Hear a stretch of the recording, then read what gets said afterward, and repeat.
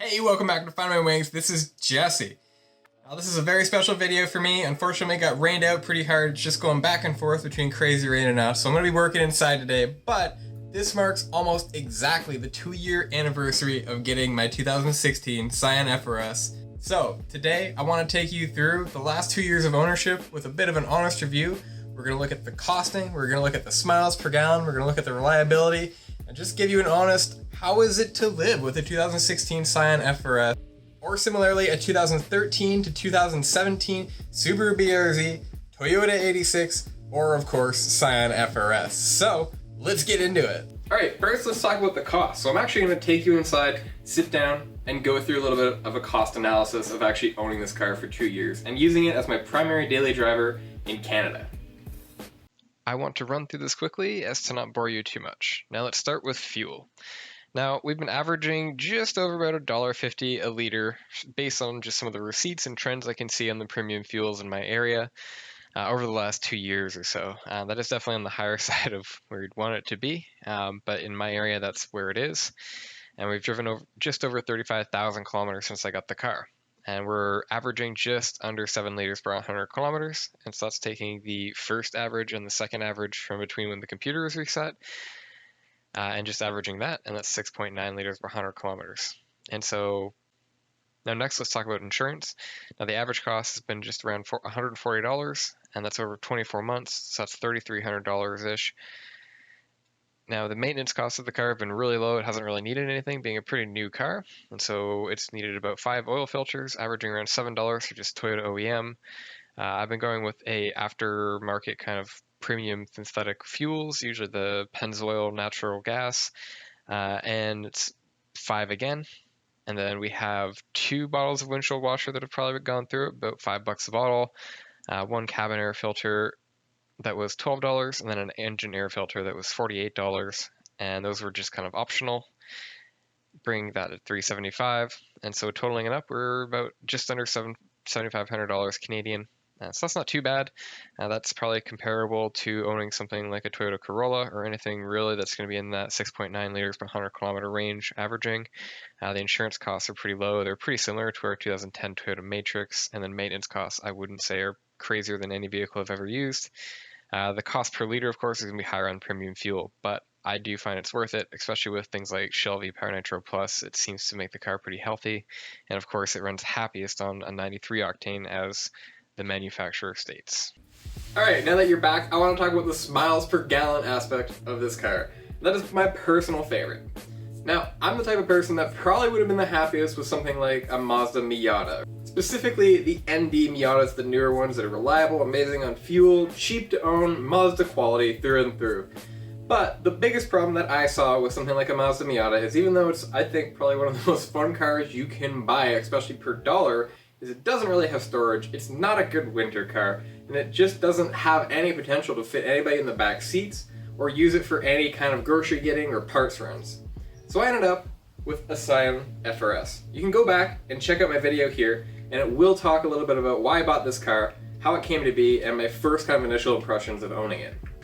Now for me, miles per gallon is really built upon having a car that you can enjoy. Now a car that's overpowered, a car that's overpriced, or a car that's really overly glamorized, to me isn't fun. I don't really smile a lot. And the final big one for me is the actual cost. So this car being as cheap as I just really outlined it being is such a huge aspect of just loving it and always smiling when I drive it. I don't have to worry. I can park in normal parking spots. If something breaks, I can go get parts. And one of the biggest things for me about this car, this is an amazing chassis that starts off at pretty low ground. And so you start off with a car that's incredibly cheap to own, but the power, potential, the traction potential, the aesthetic potential of this car can go as high as you want it to go, which is super, super cool. It gives you a platform that's worth fixing. Now that's one of the biggest things for me with some past cars, is they get to a point where they're not worth fixing, and that's sad. Whether it's too expensive or too difficult, this car is super worth fixing. I love you, and you're gonna be around for a long time, so don't worry. Now, generally when people talk about miles per gallon, they're talking about how fun it is to go around a corner. Now, this car is amazing at that. There are big differences in how this car performs on simple things too. So I don't want to go down the path of how fun this car is to take around a corner. Go test drive one. You'll find out for yourself. Compare it between something like a 370Z and something like a Mazda Miata, and you'll really see what I mean. But the cooler part about all this is that it can be changed so easily. So whether you're doing something like a clutch spring or a shift spring, or if you're going to be doing coilovers, springs, even just doing tires on this car is going to make such a big difference that you're going to end up with a car that you can make into really whatever you want, and you can feel all those minute changes in the middle. So it's not something that you have to double the power to really feel like it's a different car. It's something that 10% extra power is going to feel like a lot. It's not a car that you need to go crazy over gripped on just to keep it on the track. It's actually fine on prime CHPs to do most stuff. But you will, of course, hit that traction limit where it's an econo tire that's not built for it. But it's so cheap and easy to modify. I absolutely love it, and I know that makes me want to keep it forever. If this car blew a motor, you might be watching a channel about engine swaps. I love it. I smile almost all the time that I'm driving this car, and every time I do something new to it or make a video about it, I smile even more. So to me, it's got like 100% score on the miles per gallon, but for me, this car is a perfect balance in between old, new, complex, simple, powerful, light, cheap, everything. Let's check out the last couple years with this Scion FR-S.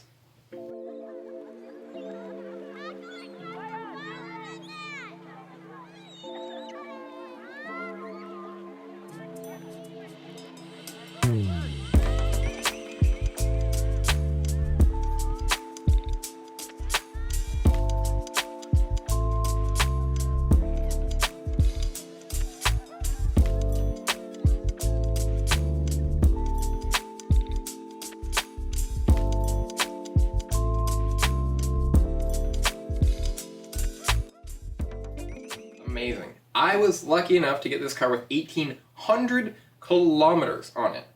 And so that means I started out with basically a perfect car. It had just gone past break and it still had plastic on some things. So I got to see this car really at its prime. This is a 16, so it had all the valve train issues sorted out at the factory. This was it didn't have any recalls on it, it didn't have anything like that. And so it's been a very happy car the entire time I've owned it. And that's just made it so nice. I was worried getting into something with a Subaru motor that I was going to have a lot of issues. I've had friends that have gone down that road, I've seen lots of horror stories, but at the end of the day, it's really impressive. I think the biggest thing about reliability on this car is that it seems like the car has a really crappy tune on it from stock. And so that's something you'll probably find if you get into one of these chassis, is that they're a car that almost needs to have the thought of a tune, intakes, exhaust, things like that, just to clean it up. Really what happened there is that you're trying to get Toyota and Subaru to work together on one motor. Now, that was a brand new project. Putting D4S on an FA20 block flat 4 boxer was completely new. And so tuning it, making it a fine balance of efficiency and power and being able to exist in a variety of climates and temperatures, it's a lot to take in. Now, I think Subaru went really heavily on the side of just simple reliability on this car, and they missed out on some awesome tuning options that they really should have pursued, in my opinion. And you can see that even something like a BRZ TS has different tunes for it available when you actually go in to do service. So you know that the companies are aware of it, and if you have crickets, they actually go down that path of trying to get you to reflash a tune, and that usually fixes most of it. But overall, this car is just easily reliable, and that's why I always put it in the category of this is a Toyota Corolla that's rear-wheel drive and has a bit more power. And to me, that was the exact car that I wanted to buy. So if you know what I'm talking about, I think you're gonna love this car. Before we talk about anything else, I just wanna say thank you so much. Thank you for liking, thank you for subscribing, thank you for viewing this video. I'm only really doing this channel to talk about the honest side of this car. There's a lot of videos out there that didn't exist about this car and some of the parts that I've done for it.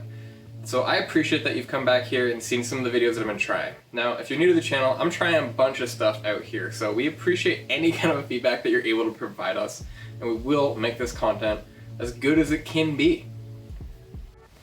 So at this point, if you've been following the channel, you can see that a week or two ago I did post a video about some of the downsides of this car, and I do think that you should consider these if you're getting into it. Whether you're coming from old, rare things, or if you're just coming from a Corolla or this is your first car, I think that video is worth considering, as well as my very first video on the channel, which you can go back and check for on my uploads here. So I want to talk a little bit about the next 2 years with this car. So now the next 2 years with this car, there's something that I really want to get comfortable doing more with this car. Now, I know it's a great daily driver. I know it goes around corners very fun, I know that it's reliable, and I know that it takes parts well. So that of course pushes you to try to figure out a way to be able to get this car to the track, to be able to tune it without issues, and to be able to really just keep inching along that road. I believe in the methodology that you shouldn't invest too much in your car before you've really tested its stock. And so I am still not even at the point where I understand what coilovers are going to do for me on this car. It's not necessarily something I want to jump into too quickly. I know that's not great for YouTube, but it is my honest opinion on how this car is going to go. So, biggest thing about 2 years is to check in and watch the channel. Now, on that point, if you're actually going to want to watch what I do with this car and try to keep doing it logically, we're going to be trying to achieve every other week uploading a video. Now, bi-weekly videos is definitely not the most aggressive way to go into YouTube, but I was never here to get a crazy huge following. I was here to show you an honest perspective on a car that I truly love and how I've learned and grown to respect it and live with it. So bi-weekly, to me, allows me time to edit, it allows me time to be with myself during COVID lockdowns, to be with my family, to be with my fiance, and to really just make sure that these videos are going for quality over quantity. So, just before you go, again, check back because we're going to have new videos every other Sunday. And if you want a little bit of a teaser what's coming next, it is my 2-year anniversary with this car, so I bought a bit of a present. So I'm not sure if you know what these are or can see them from where you are, but these are SuperTrapp discs. This will make my car quieter without adding anything, without cutting anything. It's what my muffler's built for. So check back here if you want to see one of the rarest mufflers on any car get modified even more. So thank you very much. I hope you're happy and healthy. This is Fine Wings. This is Jesse. Hope to see you back here soon.